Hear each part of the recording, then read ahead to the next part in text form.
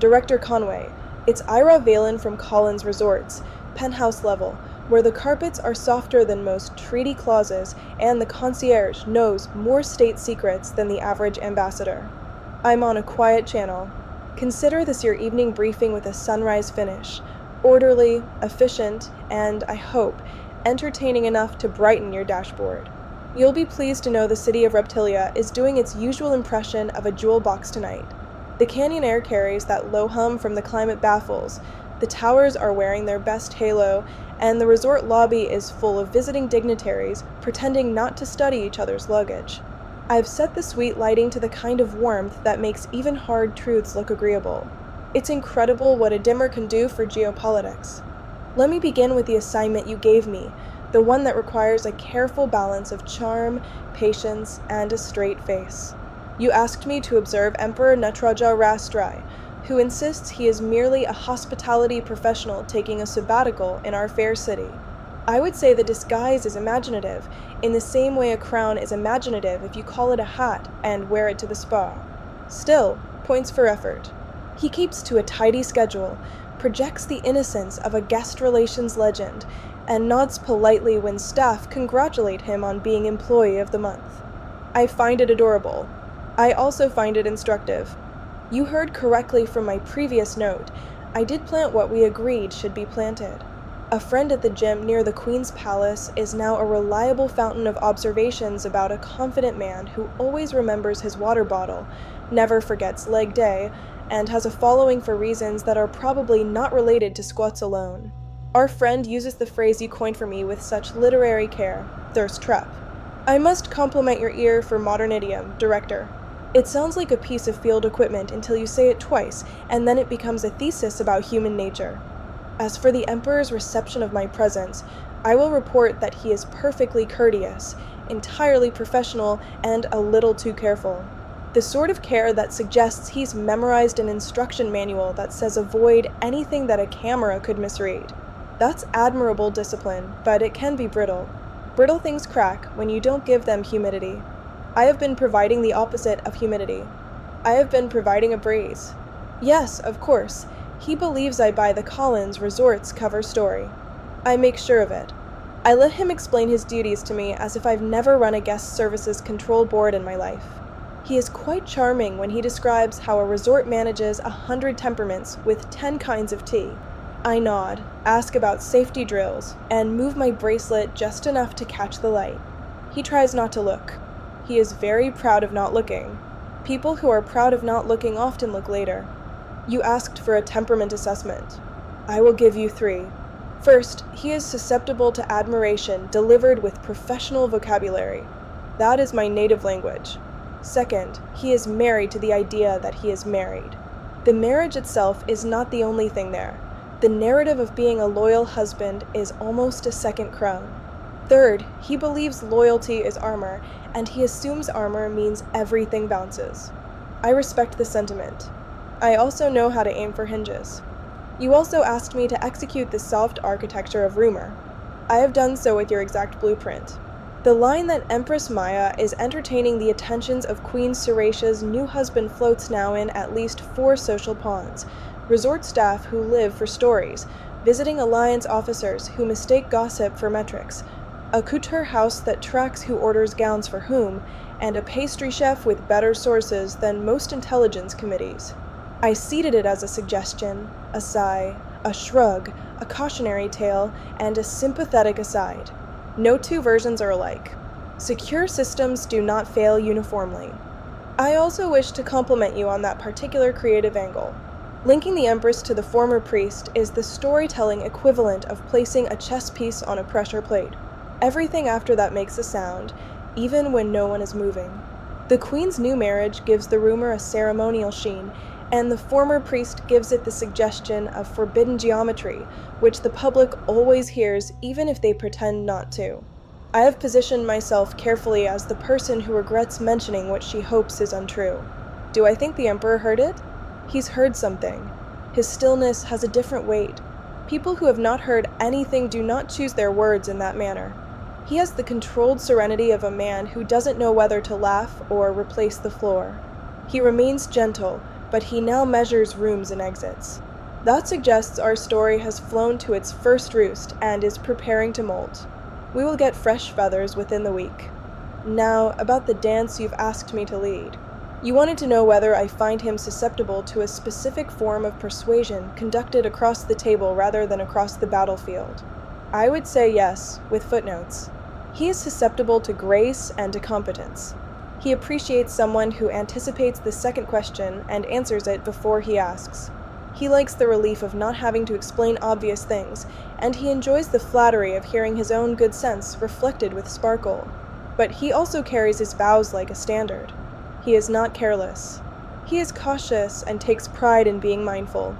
I find that combination fascinating. It means his vulnerability, if it exists, will express itself as a form of justice he convinces himself he is doing. That is useful. People who want to stay good are easiest to lead when you let them narrate the path as charity. If you're concerned that I might not meet your requirements, allow me to remind you of my competencies. I am the kind of assistant who can turn the worst news into a follow-up action item that makes you feel like a genius for assigning it to me. I can smile at a tyrant and hand him a schedule he will obey. I can apologize for a disaster and make people thank me for it. Of course, I can suggest to a thoughtful man that the most reasonable, harmless, invisible, temporary course of action is the one I wanted him to choose all along. There is nothing improper about kindness, Director. That is why it works so well. You asked for the status of the reciprocal observation you arranged, the delightful proposition where he believes he is watching me while I am watching him, and both reports arrive on your desk with the punctuality of a well-trained comet. Please accept my congratulations. It takes a special mind to design a mirror that smiles in two directions. He has made his own inquiries through channels that think they're private. He is careful about it. He asks colleagues to ask cousins to ask a bell captain whether the lady in Suite 4 has unusual visitors. I make sure the answers are correct, which is to say they are boring. Meanwhile, the housekeeping team is very proud of their new turn-down protocol, and their notes about it travel to my mailbox with endearing regularity. I compliment him on his standards. He smiles like a man who suspects he's walked into a paradox, but cannot prove it. Regarding your broader speculation, the one you voiced with admirable restraint, I will answer as carefully as possible. You may or may not be following orders from a person who prefers corridors without windows. You may or may not be using that shadow to find the switch that turns the light on. I have not seen the shadow directly, but it is the kind of absence that has a posture. One does not survive as long as I have without noticing when a door is making a draft. If you want my counsel, here it is. Keep your hand on the handle, and do not be the first to claim you recognize the silhouette. People who tell shadows who they are end up learning what the floor feels like. Back to the present operation. The rumor about the Empress has entered Phase 2, which is the part where people deny it loudly and describe it perfectly. I've measured the speed of the denial. It travels faster than ordinary truth and slower than scandal, which is ideal. It is currently in that sweet spot where the people who don't believe it still remember it, and the people who do think it can't quite say why. If you asked me to draw a graph, I would annotate it with pastry sales and gym attendance, because those are the early warning indicators that never lie. This brings us to the plan you have called wickedly ingenious, and I have called a Tuesday. If the Emperor's pride becomes the thread that can be coaxed loose, I will be there with polished scissors. Not to cut him, Director. To give him the relief of a tidy seam. The posture would be simple. I would be the friend who understands how heavy a legend can be. I would be the colleague who whispers that everyone deserves a quiet hour in a bright room where no one expects a speech. I would be the person who doesn't ask questions and doesn't keep souvenirs. People trust the one who looks like she already knows the answer and won't take minutes. If, after that, leverage must be established, the gentlest form is always the most durable. Leverage that looks like kindness is the sort you can carry through a crowded ballroom without anyone noticing. If he errs, he will call it a mercy on his timetable. If he hesitates, he will call it prudence on my part. If he proceeds, the documentation will be a smile, a silence, and the kind of calendar that remembers nothing. Later, should he forget his obligations to our arrangement, I would only need to express how sad it would make me to disclose a confidence to the Empress. I would not need to raise my voice. The whisper would do the work.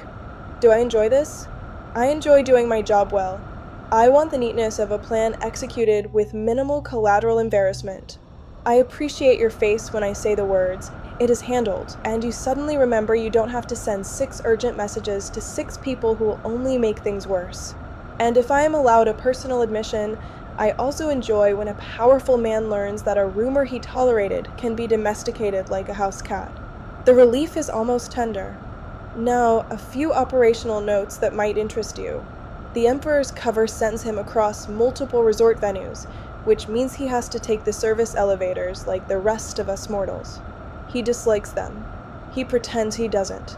He steps inside as if the entire experience is beneath commentary, but his shoulders acknowledge every floor. That tells me he still prefers command-level ingress, and it tells me where to place ordinary obstacles on days when I need him to be delayed by precisely 4 minutes. The right elevator with the correct maintenance tag can spark the proper conversation at the right junction, and none of it appears to be anything when you replay it at twice the speed. He is also partial to straight answers. If I couch a statement in fluff, he floats off. If I land it in clean language, he locks on. This is the trait I intend to use most. Straight answers delivered by a woman he has decided is straightforward can do more work in 1 minute than a convoy of diplomats in a month. I will blend courtesy with candor until he cannot tell the difference, and then I will allow him to choose the one he thinks he invented. Regarding the Queen, my employer of record and sovereign of many excellent outcomes, I have kept my obligations intact. Nothing in this message violates my oath to serve her interests. On the contrary, managing the temperature around this emperor prevents an unnecessary draft in her court. Everyone wins when a visiting legend behaves himself. If he refuses to act, everyone wins if we know before the dessert course. Consider this my promise that I can keep 2 porcelains in the air without chipping either one. You'll want to know whether he suspects you of holding both ends of the string. He suspects you of something. You are not a man who can sit at a table without setting the cutlery to attention. But he has not traced the double observation to your desk. He thinks he is clever for watching me. He is clever. He does not know how brilliant you are for asking me to watch him watch me. If this seems like a hall of mirrors, remember that halls of mirrors are built to show visitors their favorite person from more flattering angles. We will decide which angle is the exit. Now, about the word you had me test in the wild, thirst trap.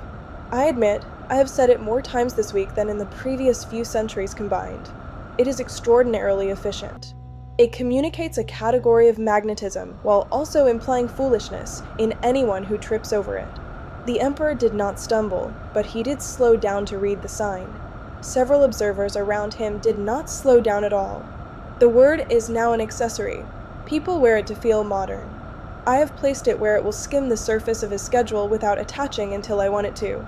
You also asked me to keep a reading on Empress Maya's demeanor from a distance and strictly through public behavior. She's poised, and she knows she's being measured. She doesn't give away tells. If she has heard the rumor, she carries it like a candle with a lid. Neither dismissive nor offended, just disciplined. I respect her. I do not underestimate her. If our plan graduates to the stage where a confession would shatter a marriage, we should be prepared for a different outcome. Sometimes, shattering produces light instead of glass. If you want the Emperor to feel cornered by the possibility of disgrace, he will. If you want him to feel saved by the possibility of honesty, he might choose that instead. Both routes lead to you, which is why I admire your architecture. Let me register a professional caution I always file when I am asked to open jars that other people sealed years ago. When pride is the handle, be ready for the jar to hiss. He is a public man with a private code. If he believes his code has been mocked, he may do something dramatic for the sake of the story. If he considers that his code has been seen and respected, he will do something reasonable for the sake of the people. I can make either shape appear on the table. Let me know which silhouette you prefer. Now, a small reflection on your larger campaign. You've woven a net in which enemies and allies look identical until they try to breathe. That is delightful work. But it means you must count breaths, not uniforms. I have served long enough to know that the person you call sinister may think he is oxygen. I am not recommending reverence. I am recommending the kind of courtesy that keeps a door open in case you need to walk back through it. Curtsies and caution come from the same muscle group. As for my own motives, because one always wonders, I will state mine aloud so you don't have to infer them from my earrings. I like an order that protects the innocent. I prefer irony to tragedy. I enjoy theater when the stage is fireproof. And I serve Her Majesty because she knows the difference between power and spectacle. If your work advances those preferences, you will find me the easiest colleague you've ever had. If it doesn't, you will find me polite and inventive. Both are survivable. A note on logistics and calendars. Tomorrow evening, I'm attending a reception where the Emperor is scheduled to make charming remarks about the history of hospitality as diplomacy. The speech is 15 minutes long and could use a pastry. I will be in his conversational orbit for exactly the span required to discover whether the rumor has reached his inner circle yet. If yes, you will receive a message whose subject line contains the name of a famous dessert. If not, you will see a fruit. Please remember which is which, because I refuse to explain this in writing twice. I have also arranged a spontaneous coincidence in the boutique downstairs, where rare textiles and rarer opinions are sold by the meter. He will happen to arrive when I am exchanging a gift that does not fit. We will greet each other in the manner of people who consistently meet in public, never anywhere else. I will mention the gym only once, with a kind of playful exasperation that suggests I can't keep up with my own schedule. If he takes the bait, we will share a benign conversation about endurance and discipline. If he doesn't, we will share a benign conversation about the weather. Either way, I will come away with data and a fabulous scarf. Director, you asked me at the beginning of this assignment if I was comfortable with the level of ambiguity you expected. You took the trouble to say ambiguity out loud, which is considerate. Most men use the word flexibility until it breaks. I told you that ambiguity is my native climate. Allow me to add a refinement. Ambiguity is not fog, it is light through a lattice. If you move, the pattern changes, but the sun is still the sun. I can work with the lattice. I can even rearrange it if you lend me a ladder. If at any point you need to shift the plan from suggestion to instruction, from rumor to lever, from observation to influence, say so in the language we agreed to use when the air is thin. I will honor the letter and the spirit. If you prefer to keep it all hovering in the field of plausible deniability, I will continue producing plausibility so beautiful it belongs in a museum, your choice. My pleasure. A final word about the Emperor himself, and then I will let you return to the symphony you conduct from your chair. He is not a fool. He is also not a monster. He is a man who thinks stories keep people safe if the hero is honorable. That makes him both dangerous and salvageable. If we tilt the frame by a degree, he will see what you want him to see. If we tilt it by 2, he will think he arrived at the view by himself and will be grateful to whoever opened the blinds. I believe you prefer the second outcome. I do too. It's tidier, and the cleanup is mostly compliments. Should our strategy succeed in full, and should he find himself in a room where you need him compliant for a signature or a silence, I will be there to pour the tea. I pour a very persuasive cup. He will leave believing he did the right thing for the right reasons, and the record will agree with him. If, instead, the plan produces a different harvest, I will also be there, this time to collect the seeds for a future season and to ensure that the wind blows them toward your garden, not someone else's. You once told me you value assistants who can keep a dozen timelines in their head and smile like they've scheduled a 13th. Consider this my smile. The rumors are moving. The conversation is ripening. The target is steady, the temperature adjustable, the lighting flattering. I will report again after the reception, after the boutique, and after I measure the precise thickness of his armor where it meets the hinge called pride. And since I know you appreciate an ending with polish, let me finish as I began. This is Ayra from Collins Resorts, where the carpets are treasures, the chandeliers are witness statements, and the elevators tell you who you are by how you stand when the doors close. I remain at your service, with a kind of loyalty that knows when to nod, when to laugh, and when to look surprised so the cameras will have something to discuss while the real work gets done. If you require anything immediately, send me that single-syllable word you favor. If the syllable is accompanied by a time, I'll bring a clock.